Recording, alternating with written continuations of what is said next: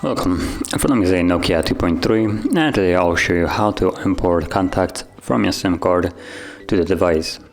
Now to get started we will need to open up the standalone contacts app, which you can find in your app tray, and it's right over here. Now make sure you open this up and not the dialer, and go to the, so we'll see if I go into the dialer you also have the contacts option, but from here I don't think we can do import export.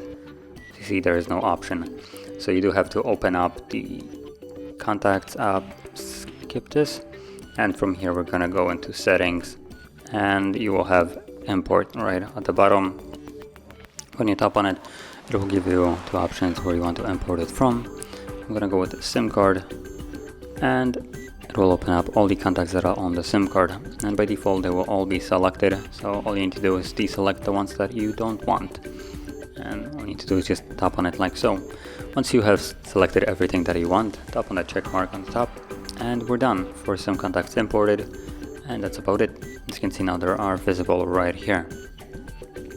So if you found this very helpful, don't forget to hit like, subscribe, and thanks for watching.